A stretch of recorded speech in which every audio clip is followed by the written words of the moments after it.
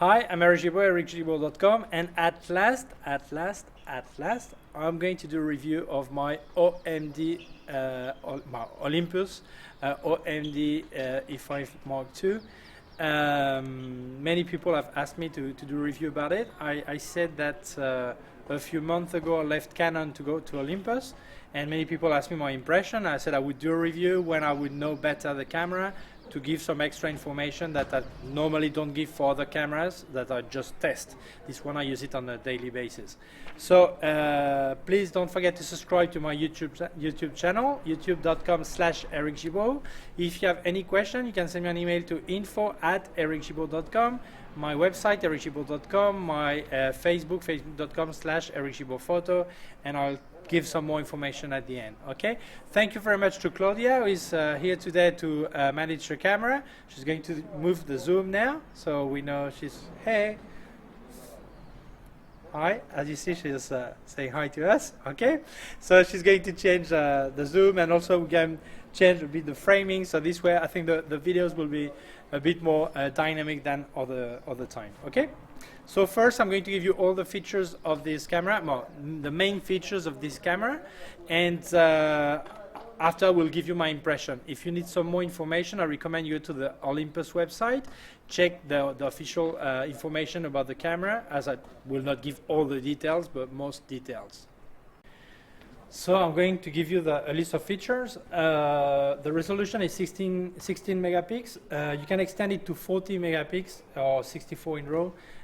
If you put the camera on a tripod, there is a special feature. I will come back to it when I explain more details about the camera. This is a micro four thirds format. The speed of the shutter is up to 1/8,000th of a second on the mechanical shutter, and you have an electronic shutter that gives you up to 16,000th of a second.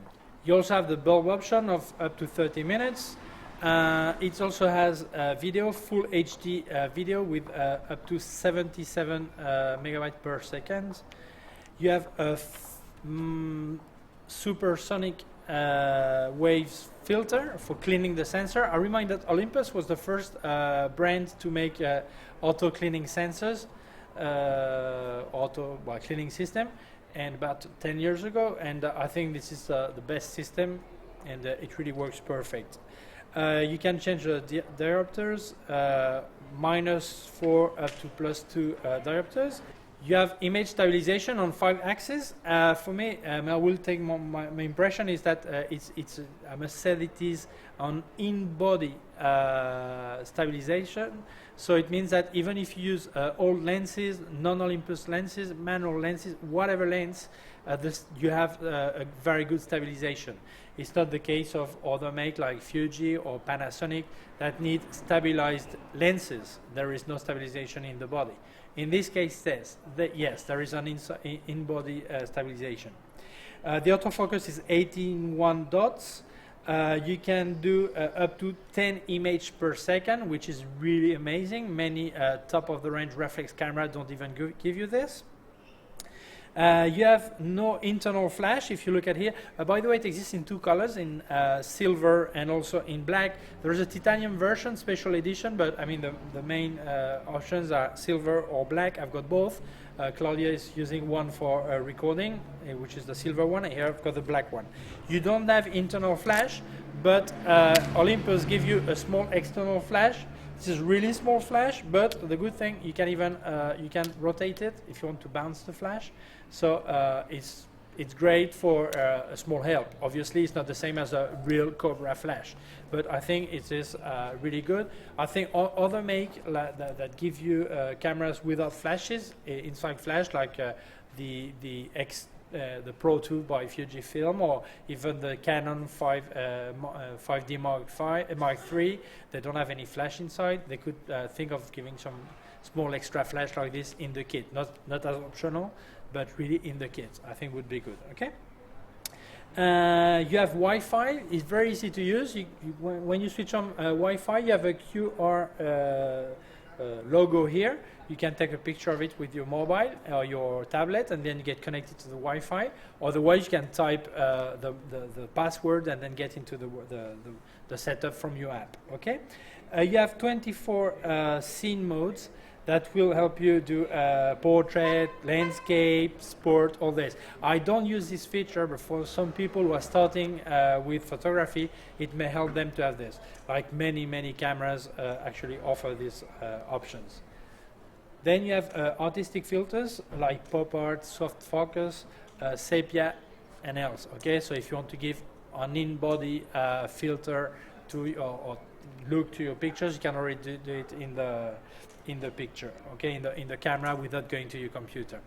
By the way, I'm in a small village in Tenerife, so you hear some noises because we are in the square. There are people passing by, some dog barking, so this is why you may hear some noise or some sounds. Okay.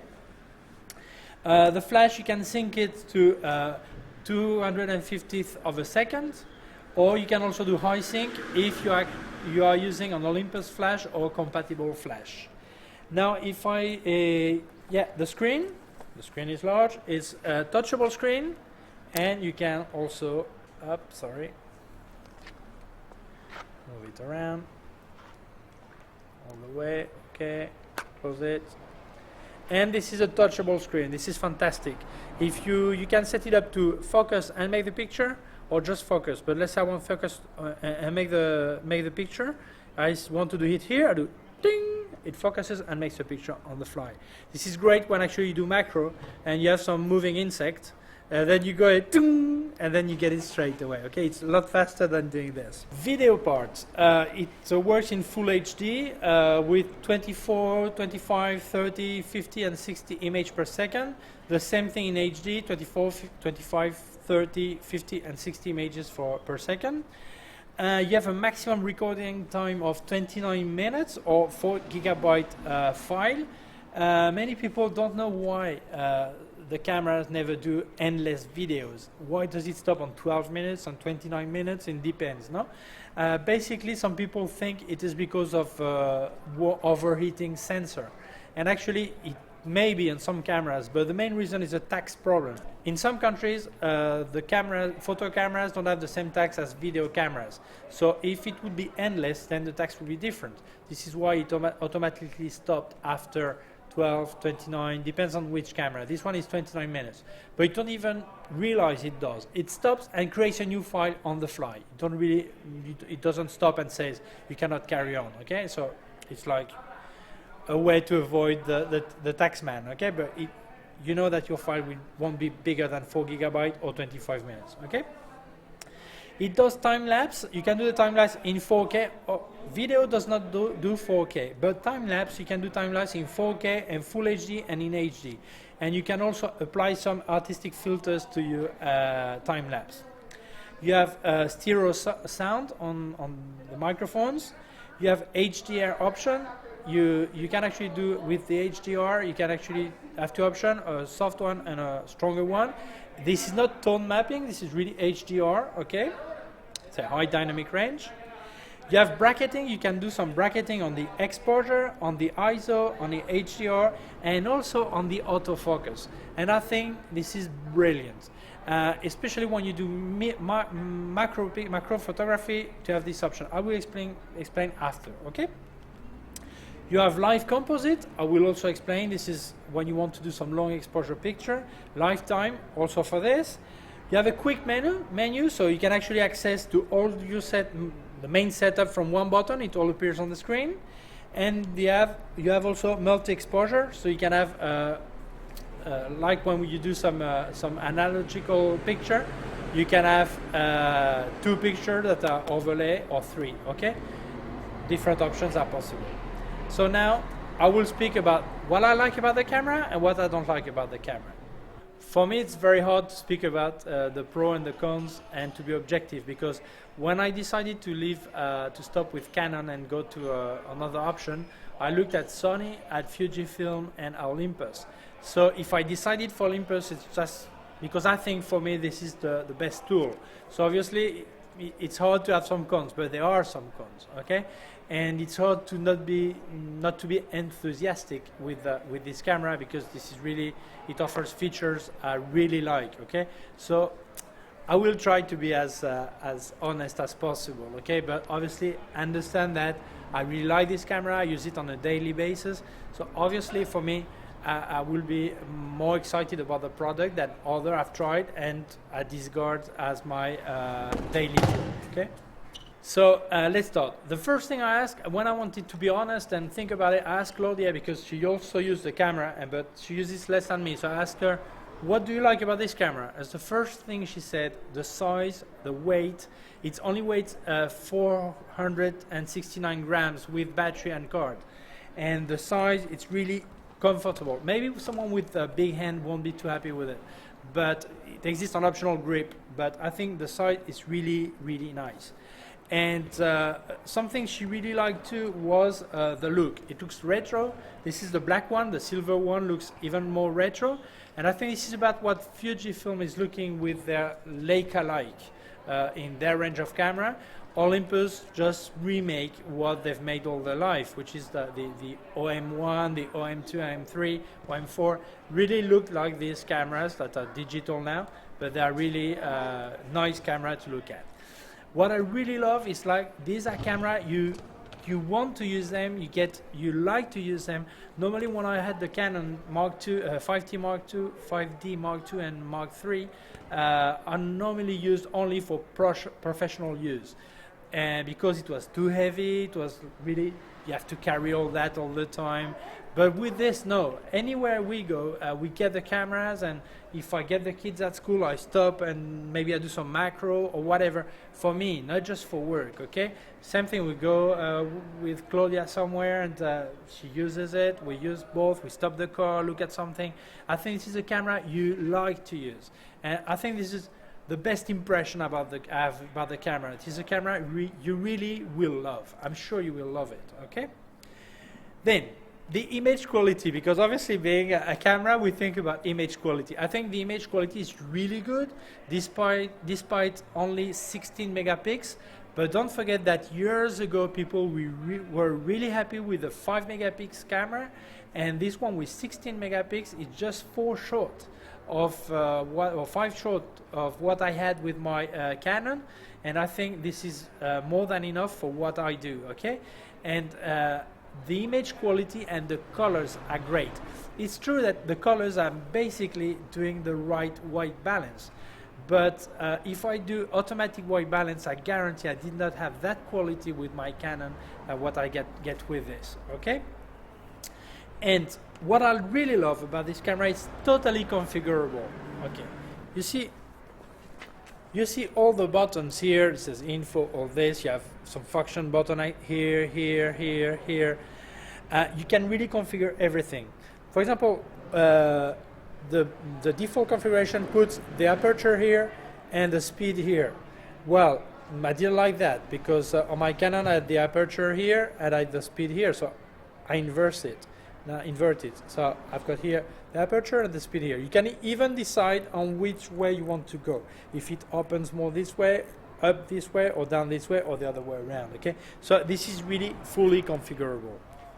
So the fact that it is completely configurable is going to help you create exactly the camera to your hand. You also have configurable menus. You can have your own setup, up to 4 different setups. So I think this is great if you have different situations or different people who use the camera. If I do night pictures, maybe I can have my configuration ready. I just take my setup 1 or my setup 2 or 3 or 4 and have it straight away working as I want, okay? So this is a great feature. One sad thing, it's only 4 different setups. I think with electronic that we have now in cameras, I could put endless setup, you could say, okay? And also give them name if you want it. For me, this camera is a tool in the way that it makes picture, but it also offers really great features that will give me a lot of help to do many things. So I'm going to speak to you about the most feature I've used and liked, and to say that I will make some separate videos, tutorial, to explain some features for Olympus users who really want to know something they didn't read the manual completely or whatever. I will explain it. But it will be some separate reviews, well, tutorial more than reviews, okay? So the first thing I really loved is a live composite. So live composite is, how could I explain it? By the way, you see that as I speak, I pass some pictures, okay? Live composite, something that is brilliant. Let's say you want to do a picture of the stars that I'm actually, you leave it time to have it moved, and then you have a city in the sitting down there with the lights at night, okay? Normally, with your reflex camera, or most cameras, well, with all cameras except the one that have this feature, which is the Olympus, you would have to make two pictures, one for the city, the city lights, and actually one for the stars. One would be a very long exposure because you want the trail of the stars, and one would be a shorter exposure to have the light of the city. Okay. Well, with the Olympus, you can actually calculate the exposure for the city, then you indicate in the feature in the live composite how long you need this exposure. It will make a first picture exposing properly the city, and then carry on doing picture at the same time. If you indicated 30 seconds, then it will be start doing pictures of 30 seconds and 30 seconds and 30 seconds and 30 seconds. And then it will all add them into one raw file, adding only what has changed from one picture to another. It means the city has not changed, the exposure stayed the same. The stars have moved because you have like 30-minute exposure, for example. Then you will have the trail. This way, with one file, you have everything. And you actually, on your screen, you see in real time, every time a new picture is added, how your photo is getting composed, okay? So this way, you actually stop the picture making when you want. You just press again the shutter, and that's it, okay? So really, this is a great feature.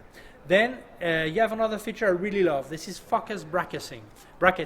You maybe know about focus stacking, especially if you do macro photography, that with a very short depth of field, the problem is that sometimes you want more thing in focus. And so you have to make several pictures, and then you add them into post-production. The OMD one offers you photo stacking that makes 8 pictures and get them together. But the M5 Mark II lets you do focus bracketing. It means you can do up to 999 pictures. You indicate how much you want the autofocus to change from the first picture to the second one and the third one, and so you can even indicate the flash, the time between each picture. So if you make flash pictures, it helps you give time to recycle the flash. So I'm showing you right now pictures of some pencil. You see the first picture with the depth of field I get with the first one, and then you see the rest, which is made of 80 pictures that after I download to my computer and just add them to the software called Helicon Focus, and makes one raw file or one JPEG file, final file with all my my picture in focus. Okay, then you have lifetime. This is if you have like you're doing some long time and some long exposure, you actually see in real time how your picture, the exposure is getting built. You see it, you say you want to get updated every 10 seconds or 8 seconds, 12 seconds, and on your screen you see how your picture is being made. So this is great, especially when you not sure actually how much time you need to make the exposure, because you really see how your picture is being built. Then you have the HDR feature. You have two options, softer and a harder one. I speak about real HDR. I'm not speaking about tone mapping. This is a good feature. Then you have the high res. If you want more resolution, you put your camera on a tripod, and then you have a 40 megapixel JPEG or 64 megapixel RAW file. Then also something I really like is I know before making the picture if it's going to be over or underexposed. I'm going to show you a feature I've got here. As you can see, the orange is overexposed. So I would close until it becomes white. But then if I would close too much, then it becomes blue. It means this is underexposed. This means that before I was using spot metering for making pictures with my Canon, and now I'm using the how we call that, matricial measuring. Why? Because I always know where in the picture I could have a problem. This also allows me to get the exposure as much as I can to the right. I mean, at the limit of getting burned. This way, when I post-edit my picture, I can get down the exposure to the right level and avoid a lot of noise. So I think this is something really brilliant, perfect. Okay. There is also a light boost. It means, I don't know if you have this problem when you have a reflex camera, which is nighttime, you want to make a picture. The camera will do the picture because you have the right, it's on a tripod or whatever, but it's very hard to compose because you don't see anything through the viewer. With this light boost, actually get more light in my screen, I actually see more than the reality, and actually can see the whole scene on my screen or my viewer and can make the picture. And this is a feature, this is great for nighttime pictures. Okay? Then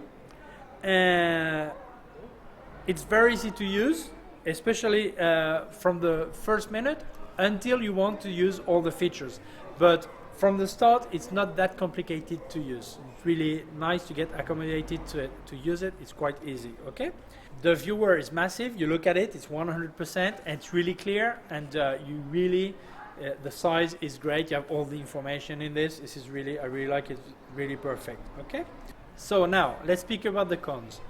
The thing is very hard for me to be objective, but I will tell you for what I think is complicated. I think the best thing of this camera is the many features it offers. The downside of it is that it takes about 2 weeks, 8 hours a day to be able to know the full features of the camera.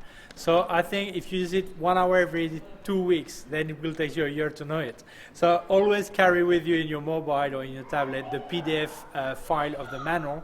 So this way you can check, okay? But obviously I speak about all the features. Normally you use only part of what you really need or really want to do, okay? But there are so many options that it takes quite a bit to learn how the camera works, okay? Something I didn't like, the menus. I don't like the Olympus menus. When I used Canon, I loved it because you had one section, then you have like 10 options. If 11 options don't fit, then the other 10 options are on another section, and then another section, and all this. This way, you need this one on the Olympus, same as Nikon. You need to scroll down, and sometimes you don't see where the option is because it's down. You don't have it on the screen. So I think the menus could be easier to use. Okay, maybe the only menus I've seen this way that are so easy to use are the Canon ones. So I'm not sure why Olympus doesn't do better menus, or Nikon doesn't do better menus. Maybe it's down to some patent registration, and they can do the same thing, obviously. Okay. Something I'm not really convinced is that there are several line of lenses with Olympus, and only the Pro version of the lenses have all the features activated. If you have a non-Pro lens, some feature won't be activated, and in the menu they will be switched off. So maybe before buying a lens, you should know what you're going to do, because maybe your lens doesn't allow you to do it. One physical thing I did not like, here you have a function button. You can access moving this small switch, okay? If I switch it down, then I can move the ISO on the front and the white balance on the back. This is the way I've got it configured. I could change it anyway. But I'm not sure how long this small switch will be able to survive the camera. So I'm not sure about this. But yes, it is easier to use than some other I've seen, because I can look through the viewfinder and at the same time move it and change what I want, and then move it back and make my picture. Okay. Some options need double configuration. For example, when I show you the highlights and the shadows on my screen, this feature, you configure it and it doesn't work. You need to deactivate the histogram view, And I think this is something that is not really practical, because you think it's gonna work, it doesn't work, because some option you think that they work only if another one is activated or deactivated. So it would be easier that if this one is activated, then the full thing is activated, okay?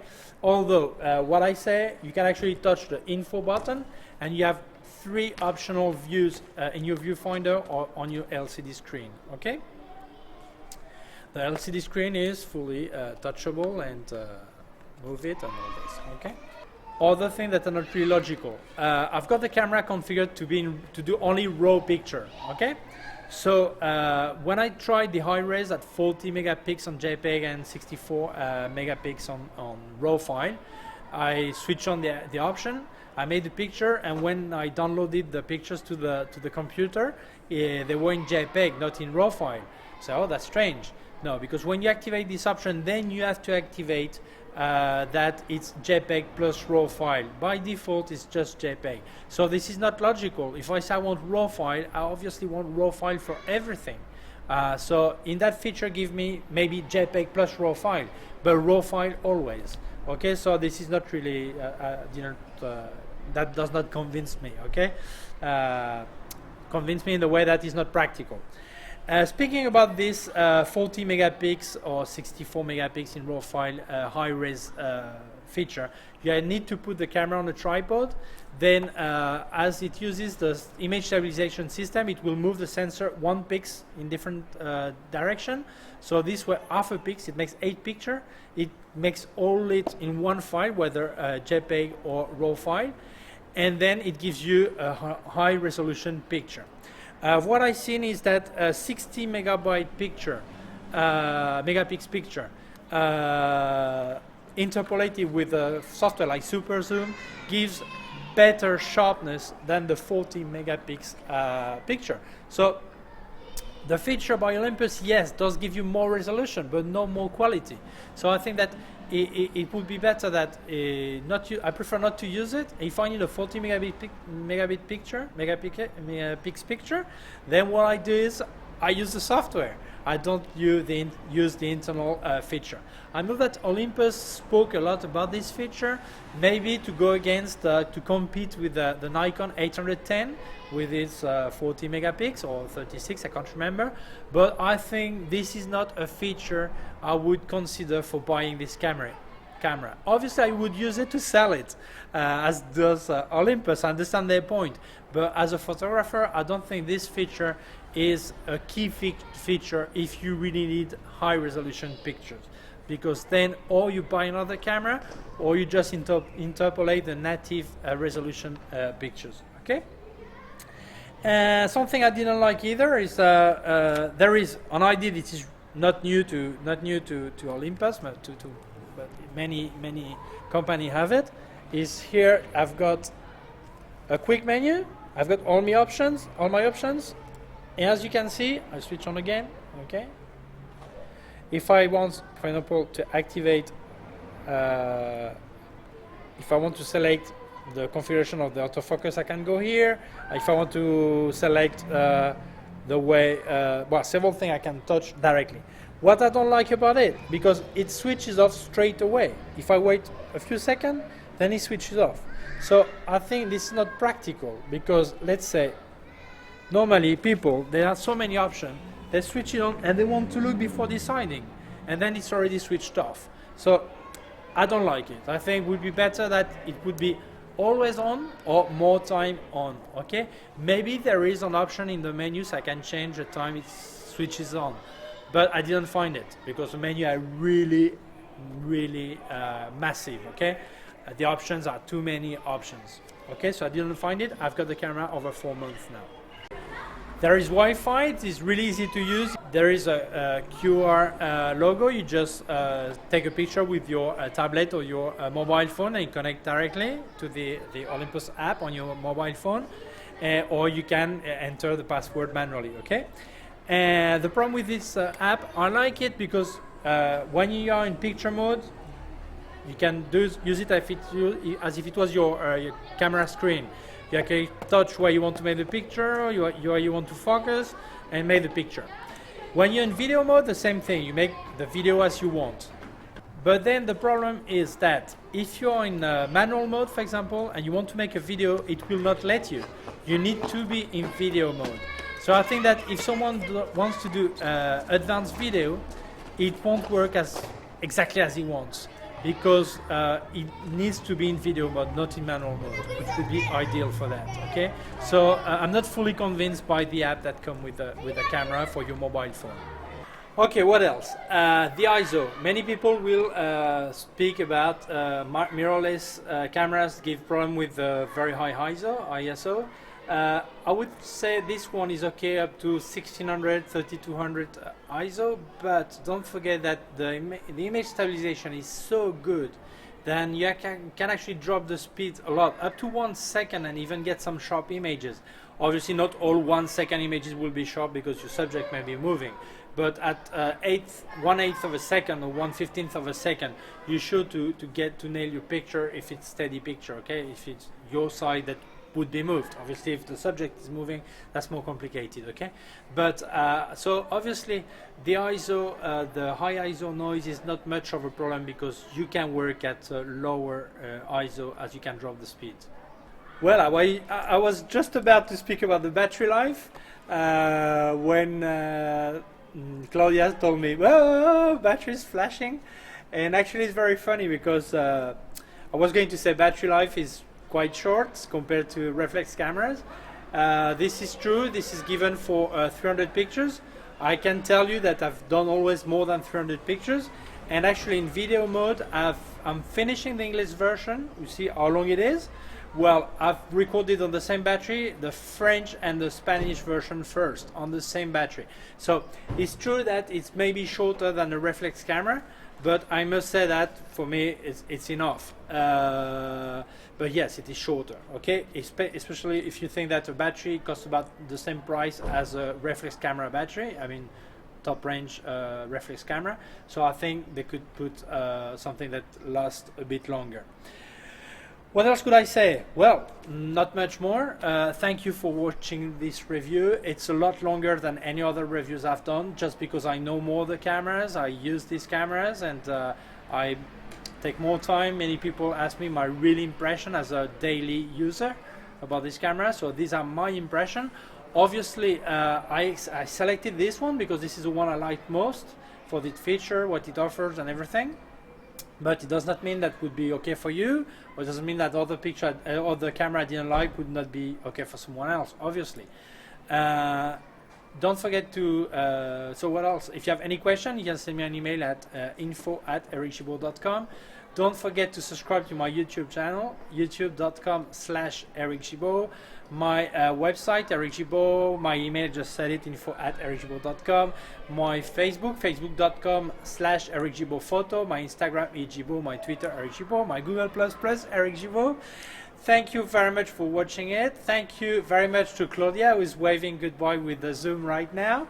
That has helped me to make this video more dynamic. And see you soon.